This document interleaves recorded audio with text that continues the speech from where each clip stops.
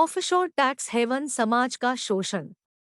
Offshore tax haven या अपतटीय वित्तीय केंद्र से तात्पर्य ऐसे देश से है जहां उनके अधिकार क्षेत्र में स्थित कंपनियों द्वारा अर्जित मुनाफे पर कोई कर नहीं लगता है।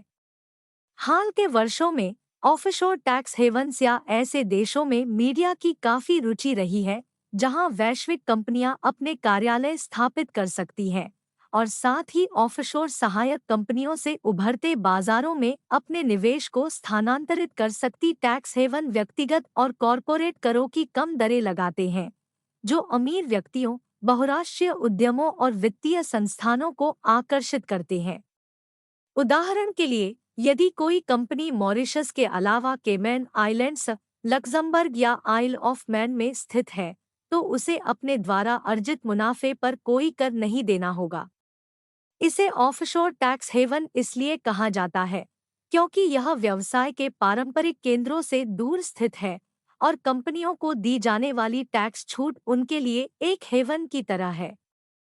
इसका मतलब यह है कि यदि कोई बहुराष्ट्रीय कंपनी कई टैक्स हेवन में से किसी एक में अपना मुख्यालय स्थापित करना चाहती है, तो उसे न केवल करों के बिना अपना लाभ मिलता है, बल्कि वह मुख्य भूमि वाले देशों में भी निवेश कर सकती है, जहां वह यह दावा कर सकती है कि चूंकि उसका मुख्यालय एक ऑफशोर टैक्स हेवन में है, इसलिए इसे मुख्य भूमि में भी कर का भुगतान करने की आवश्यकता नहीं है। वॉलमार्ट की 78 सहायक कंपनियां और 76 बिलियन अमरीकी डॉलर की संपत्ति व शून्य स्टोर टैक्स हेवन क्षेत्रों में है।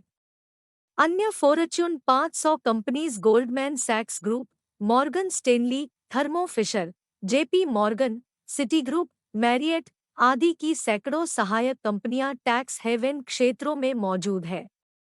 लक्जमबर्ग को दुनिया का सबसे अच्छा टैक्स हेवन माना जाता है।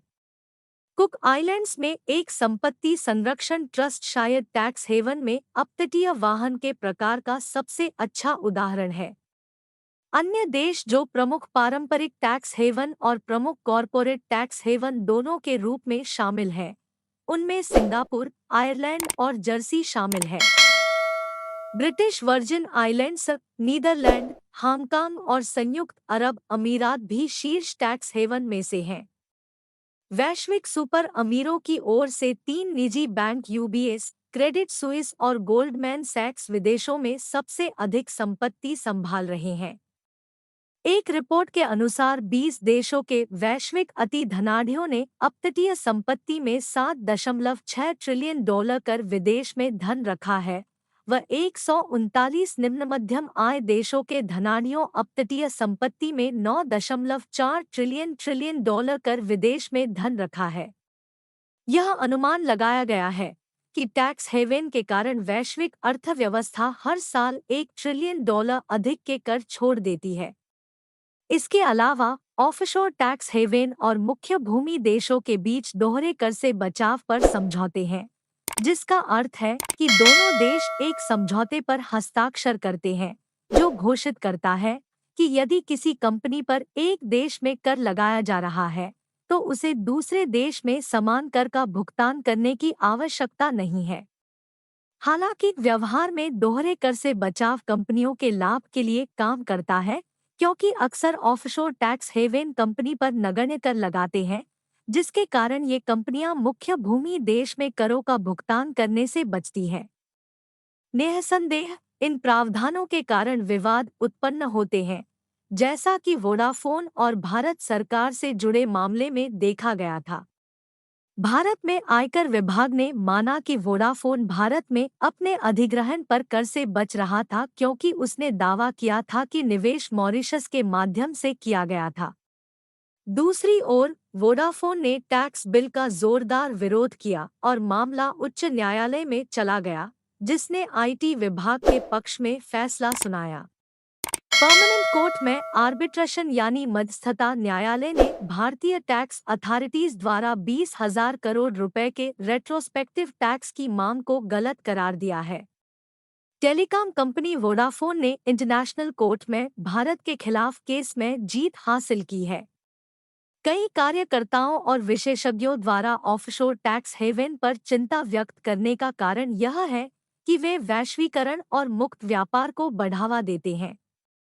उन्होंने प्रोत्साहनों को उत्पादक योगदान के बजाय कर से बचने के पक्ष में तिरछा कर दिया। 303 फॉर्च्यून 500 कंपनियां सामूहिक रूप से ऑफशोर टैक्स हेवन में 2.4 ट्रिलियन अमेरिकी डॉलर रखती है और ये कंपनियां 685 बिलियन अमेरिकी डॉलर के कर से बचाती है। इस तथ्य को ध्यान में रखते हुए कि दुनिया की सरकारों को सामाजिक कल्याण को साकार करने के लिए करों की आवश्यकता है, ऑफशोर टैक्स हेवन वास्तव में सामाजिक न्याय के खिलाफ काम करते हैं।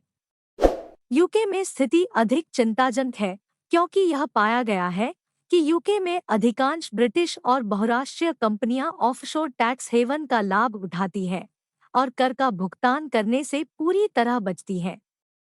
इसके अलावा वे ट्रांसफर प्राइसिंग के रूप में भी जाना जाता है, जिसका अर्थ है कि वे सिस्टम में खामियों का फायदा उठाने के लिए लक्ष्य देश में अलग कीमतें और टैक्स हेवन में अलग कीमतें उद्धृत करते हैं। यह फिर से ऐसी स्थिति की ओर ले जाता है जहां यूके में कंपनियों के संचालन पर कर की मामूली मात्रा से भी काफी हद तक बचा जाता है। इसके अलावा सामाजिक कार्यकर्ता ऑफशोर टैक्स हेवन में गोपनीयता और गैर प्रकटीकरण के अवसर के कारण आपराधिक गतिविधियों और मनी लॉन्ड्रिंग की गुंजाइश की ओर भी इशारा करते हैं, जो ये टैक्स हेवन अपने ग्राहकों को प्रदान करते हैं। यही कारण है कि हाल के दिनों में कार्यकर्ताओं द्वारा सरकारों को टैक्स हेवन के खिलाफ सख्त कार्रवाई करने के लिए मजबूर करने के लिए एक ठोस प्रयास किया गया है। अंततः कॉरपोरेट्स का समाज के प्रति कर्तव्य है और यही कारण है कि उन्हें अपने लाभ के लिए सिस्टम का शोषण नहीं करना चाहिए। यही कारण है कि दुनिया भर की सरकारों को कानूनों की कमियों को दूर करने के लिए एक साथ आना चाहिए ताकि यह सुनिश्चित किया जा सके कि कॉरपोरेट भी अन्य लोगों की तरह करों का भुगतान करें। BNT की खास पेशकश।